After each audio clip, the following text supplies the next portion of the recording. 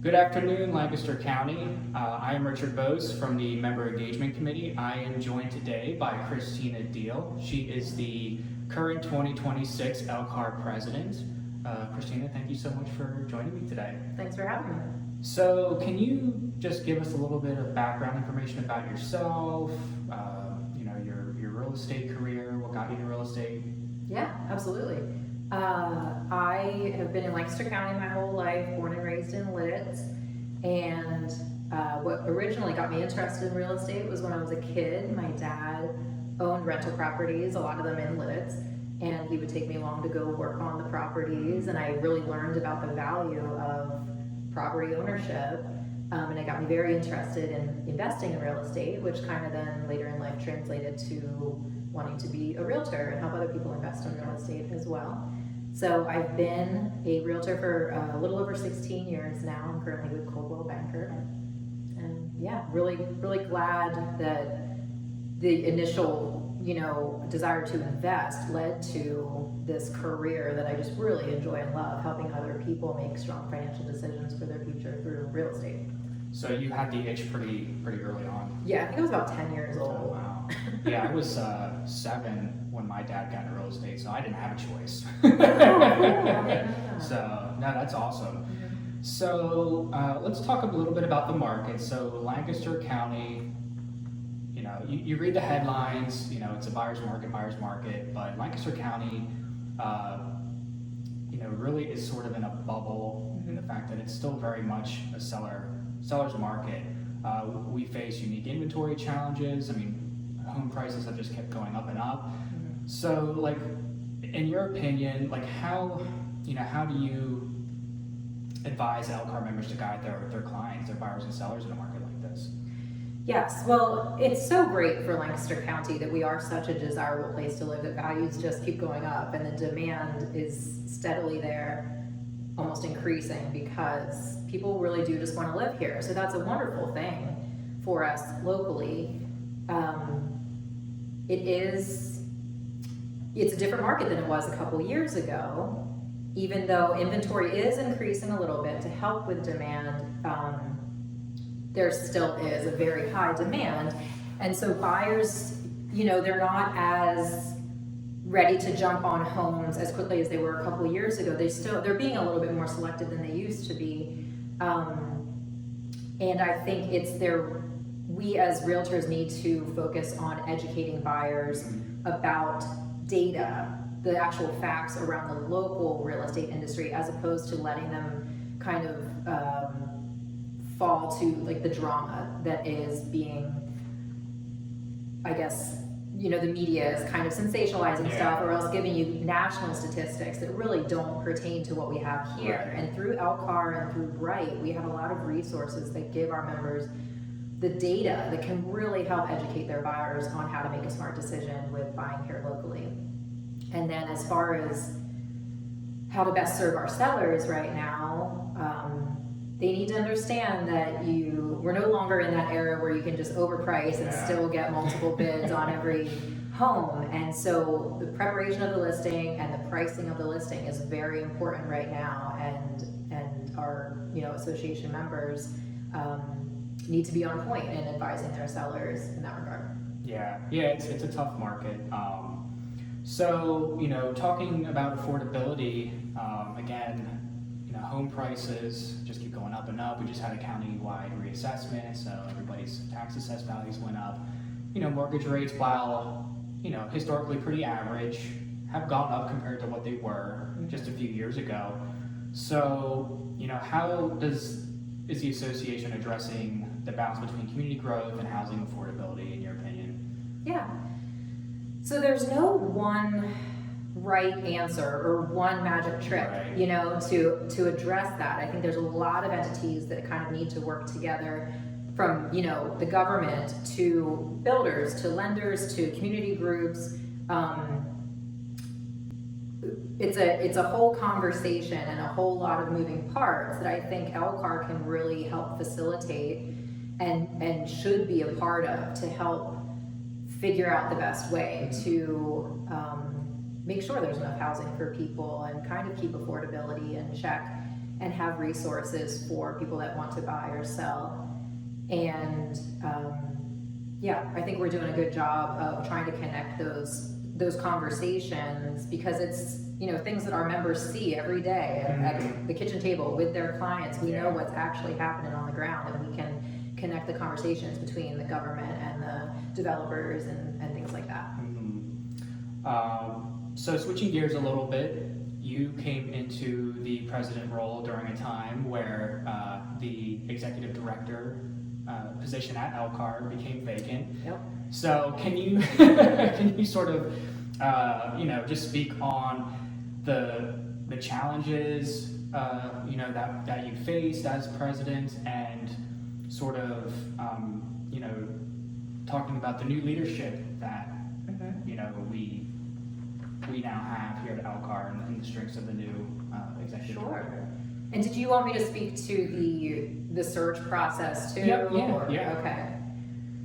So, yeah, this executive director search and filling that role that was vacant, you know, probably about 6 or 7 months ago now, was very much about the long-term health of this association. And so we took it very seriously. A small search committee was formed by the then LCAR president, Mike Julian, and it consisted of Greg Bardell, Jeff Peters, and myself. And we posted the listing on Indeed and then also on NAR's website. So it was a, you know, countrywide search for the right person to fill that role. And very quickly, I think within the first weekend, we had almost, I think, like 36 resumes submitted. So we cut that off. But then we were able to narrow it down to about 3 people that we wanted to interview, based on our main criteria being not only someone who has strong industry experience, but also a proven leadership record. Those were kind of very 2 important things to us.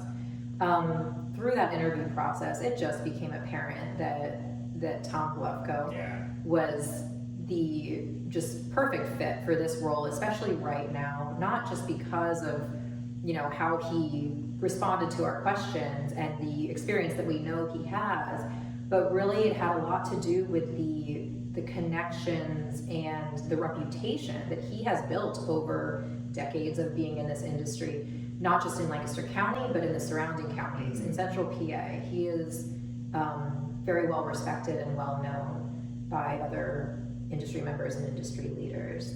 So we feel he brings, like I said, a strong sense of leadership, but also a very well-informed, forward-thinking perspective to that role, which I think is what this industry needs right now. There's a lot of change going on, and he seems ready and able to guide us through. And he brings such just a great perspective to things. Yeah, he's been a pillar of the Lancaster County real estate community for, gosh, longer than I've been alive. Don't take that as an insult, Tom. That's awesome. Yeah, we're so lucky. Yeah, and I mean, everybody is just overwhelmingly thrilled that he's in the executive director position. For sure. So no, you guys hit a home run with, with your decision. So let's talk a little bit about politics. You know, it's always a touchy subject these days. But you know, so much of our industry is influenced by legislation. And we don't need to get into the specifics as far as any, you know, specific legislation, but, you know, the nice thing about LCAR is, you know, unlike a lot of other local associations, we have our own PAC. So we really get to have a major say in, you know, who we are going to sort of stand behind as far as elected officials. So, you know, with that being said, obviously, political advocacy is very important in the real estate industry.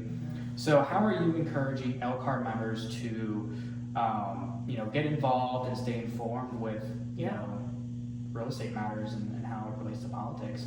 I think one of the most important things to recognize about our advocacy efforts is not just having a say in who we endorse to represent, you know, our local, you know, the members of this county, But it's also the relationships that we then form with those elected officials. They reach out to us if they have a bill come across their desk that impacts homeowners, realtors, anything having to do with our industry. They'll reach out and be like, hey, can we get your perspective? Do you have any data that we can use to form an opinion on this?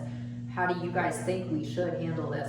And having that type of power and influence is huge for Lancaster County realtors and Lancaster County homeowners. We've worked for decades to really create that relationship, and the process that we have of interviewing the candidates and elected officials to see who we think best serves the community with their stances on private property rights and industry regulations and things like that.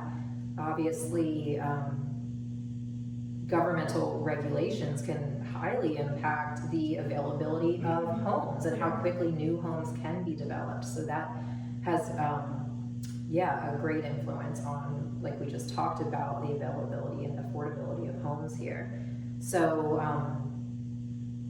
did that answer that question? Yeah, and Oh, and how do we get, people. Yeah. So we're trying new things to really help get just the general membership involved and informed about our advocacy efforts. I've been on the Government Affairs Committee for 13 years now, so I've seen all the behind the scenes stuff, and it's easy to forget that not everyone has that insider view. So we're bringing back a legislative breakfast, hoping to have that a couple times a year, which gives members the opportunity to come have breakfast with our local officials seated at their table, and we have talking points that you can kind of ask them about and chat with them about to learn about what's going on at the government level in real time. And then we have them sit on a panel where we can kind of interview them and ask questions to really learn from the people that are in Harrisburg making those decisions, or at the county level or the municipality level. So that's just one of the efforts that we're working on to help keep our base informed about our advocacy. And then, of course, every year we have our rooftop, kind of social event that helps raise money for our political action committee, and we're bringing it back to the Grist building this year, which I'm so excited about. And so just having more people attend that, I think, is a good way to learn about what we do for the government affairs for LCAR. Yeah, I'm really happy that the Grist building event's coming back. If you've never been to the Grist building, you can see the whole city. It's amazing. You don't realize how much green there is in the city until you stand on top of the Grist building. That's what people always say. And it's rare to get to go up there. So even just the exclusivity of it's kind of fun. Yeah, you feel like the Hunchback of Notre Dame when you're up there. Trying to get up the stairs. So you're about halfway through your tenure here as president. This is sort of, I guess you could call it a State of the Union of LCAR. Just kind of looking ahead the rest of the year, are there any initiatives that you're excited about, or any events coming up that you want to talk about? Yeah, absolutely. I mean, a couple things that were important to me when I stepped into this role was mainly just making the value that LCAR adds to our association members very apparent. I don't want our members to think that they just pay dues to us because they have to. I want them to be proud to be part of this association and to be well informed about what it is that we provide and the resources that they get through being a member. And I feel like we've taken steps towards that. I think it will take a while. Leadership development opportunities for our members is very important to me, and then, like we already touched on, making sure that the advocacy that we do is well understood. So I'm happy about the progress that we've made so far with that. Like I said, it will take longer than maybe just the 1 year that I'm here. But upcoming, we have our long-range planning. There's about 20 to 25 association members are coming together in an intentional effort for a 2-day retreat of having a guided conversation to have the outcome of those 2 days be a strategic plan that will inform what LCAR does for the next 3 years. We do that every 3 years, and so I'm very excited that's coming up this September. And I just can't wait to see what comes out of that, because so many, different minds coming together to help form what what they think, you know, needs to happen to help LCAR grow and stay relevant just over the next 3 years. So that's probably the biggest thing I'm looking forward to for the remainder of the year. Awesome. Yeah. Well, Chrsitina, I just want to thank you for taking the time to sit with me. Sincerely appreciate your leadership, your Oh, thank commitment to LCAR, and really looking forward to see what the rest of 2026 has to offer for LCAR and its members. So thank you so much. Oh yeah, I appreciate it.